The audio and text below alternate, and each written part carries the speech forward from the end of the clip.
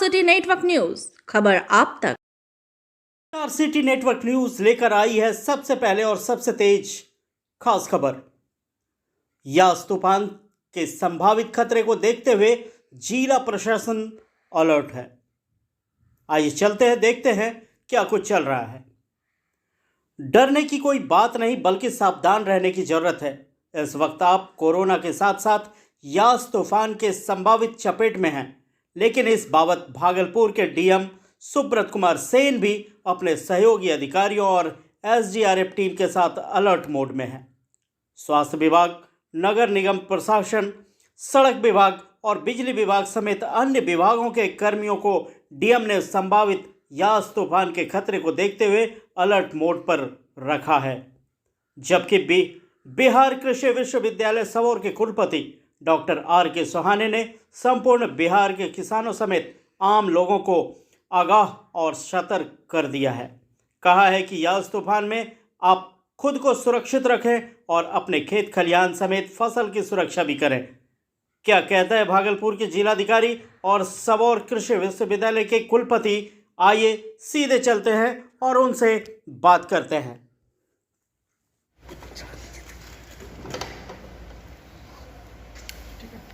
जी sir, यास तूफान को लेकर किस तरह से जिले में तैयारी है सर? देखिए, अलर्ट हम लोगों को मिला है स्टेट से, आपदा प्रबंधन विभाग से भी। तो उसको लेकर के जो प्रोटोकॉल बाढ़ प्रबंधन को लेकर के होता है, उस हिसाब से हम लोग की तैयारी पहले से भी चल रही है। और हम लोगों ने सब लोगों को अलर्ट भी किया, क्योंकि इसमें तेज़ गति से हवा भी चल सकती है और 27 तारीख के बाद इसका प्रभाव 27 तारीख से ही देखने को मिल सकता है। तो उस हिसाब से एक तो जो भी शहरी इलाके हैं, खास करके भागलपुर नगर निगम का क्षेत्र, तो वहाँ नगर आयुक्त को बोला गया है कि पानी जमाव की स्थिति में तुरंत ही उसकी निकासी हो, इसकी व्यवस्था सुनिश्चित कराई जाए। और बिजली के जो भी कार्यपालक अभियंता है तीनों डिवीज़न के, कहलगांव, नवगछिया और जो शहरी क्षेत्र है, उनको हम लोगों ने निर्देश दिया है कि बिजली की आपूर्ति जो है कम से कम प्रभावित हो, क्योंकि तेज़ हवाएं चलेंगी तो निश्चित रूप से कुछ प्रभाव तो पड़ेगा ही। उसके लिए उन्होंने टीम बना लिया है। और अस्पतालों को भी अल्टरनेट व्यवस्था करने के लिए, जहाँ कोविड एवं अन्य मरीजों का इलाज चल रहा है, तो वहाँ भी उनको भी हम लोगों ने अलर्ट किया है कि वहाँ अतिरिक्त व्यवस्था वो रखें कि अगर कुछ घंटे के लिए शटडाउन होता है, अगर मान लीजिए तार पर पेड़ गिर जाता है या अन्य कोई बात आ जाती है, तो उस समय में बिजली के कारण कोई अव्यवस्था की स्थिति उत्पन्न नहीं हो, तो उनको भी हम लोगों ने अलर्ट किया है। एसडीआरएफ की टीम हम लोगों के पास है और हमारे जो भी पदाधिकारी कर्मी हैं नीचे ब्लॉक अंचल स्तर पे, सभी को इस अलर्ट के संबंध में जानकारी दे दी गई है। किसी भी तरह की अगर कोई स्थिति उत्पन्न होती है तो निश्चित रूप से उसको हम लोग प्रॉपर तरीके से हैंडल करेंगे। लोगों के लिए सर क्या? लोगों से यही है कि देखिए, अभी जो बिहार के जिलों के लिए सूचना आ रही है उसमें यही है कि तेज़ हवाएं चल सकती हैं, बारिश भी अच्छी हो सकती है, मध्यम से तेज़ बारिश हो सकती है।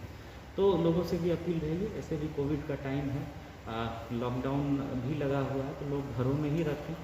बहुत आवश्यकता हो तभी घर से निकले। और हम लोगों का जो कंट्रोल रूम का नंबर है, जो DOC जो हम लोगों का 24 घंटे चल रहा है, कहीं कोई समस्या हो तो उस पर या हम लोगों के मोबाइल पर कॉल करके जानकारी दे सकते हैं। किसी तरह की कोई सहायता लेनी हो तो वो भी आप लोग कॉल करके उस पर सहायता प्राप्त कर सकते हैं। मौसम विज्ञान के जो आंकड़े हैं उनके अनुसार एक गहरा दबाव जो बंगाल की खाड़ी के ऊपर बना था, यास नामक चक्रवाती तूफान में तीव्र हो गया है और 25 मई से इसके बारिश की शुरुआत भी हो गई है। इसका जो आउटपुट है आने वाले दिन में बड़ा तेज़ी से बढ़ेगा। चक्रवाती तूफान यास को लेकर बिहार के सभी 38 जिलों में भी राज्य सरकार के द्वारा मौसम विभाग की अनुशंसा के आलोक में अलर्ट जारी किया गया है। बिहार में चक्रवाती तूफान यास का प्रभाव पूरे प्रदेश में 27 मई से 30 मई के बीच गरज के साथ छींटे, बिजली, तेज हवा और मध्यम बारिश के साथ अलग अलग स्थानों पर भारी बारिश होने की संभावना है। 25 और 26 को भी कहीं ना कहीं मौसम में बारिश होने की संभावना है और आज सुबह से बिहार में बारिश शुरू हो गई है और 27 एवं 28 मई को तीव्र आकाशीय बिजली गिरने की संभावना है। इस परिस्थिति में हम लोग किसान भाइयों से और जो हमारे बिहारवासी हैं उनसे विश्वविद्यालय के की तरफ से अपील है कि वो आवास में ऊपरी तलों की अपेक्षा भूतल पर रहें।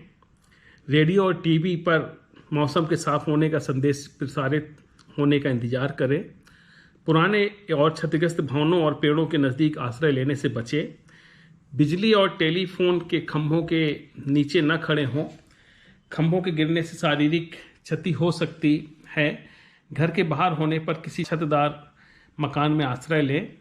और ये भी सलाह दी जाती है कि यदि घर में ही है तो पानी का तल, फ्रिज, टेलीफोन आदि को ना छुएं। पैदल जा रहे हों तो धातु की डंडी वाले छातों का उपयोग ना करें। खुले आकाश में रहने को बाध्य हों तो नीचे के स्थल को चुनें। एक साथ कई आदमी इकट्ठे ना हों। 2 लोगों के बीच की दूरी कम से कम 15 फीट हो। किसान भाइयों को ये भी सलाह दी जाती है कि अभी मूंग की फसल लगी हुई है, उसमें अगर जल जमाव होने की आशंका होगी इस चक्रवाती तूफान से, तो जल निकासी की व्यवस्था कर लें। साथ ही किसान भाइयों की अगर कोई ऐसी फसल जो पक्के तैयार हो गई है, विशेषकर मक्का वगैरह की, तो अभी उसका कटाई न करने की सलाह दी जाती है। और तीसरा, अभी किसी भी तरह की सब्जी या फसलों में कीटनाशी और उपनिवेशन जो हम खादों का करते हैं उनको नहीं करने की सलाह दी जाती है। अत्यधिक बिजली चमकने की संभावना है, इसलिए किसान विशेष सतर्कता बरतें और खुले स्थानों पर न जाएं। और मुझे विश्वास है कि ये चक्रवाती तूफान जो हमारा यास, जिसको बिहार में आने की संभावना है और 26 से 30 तक थोड़ा सा सेंसिटिव है, इस बीच में सभी लोग सुरक्षित रहें, यही हमारा अनुरोध है।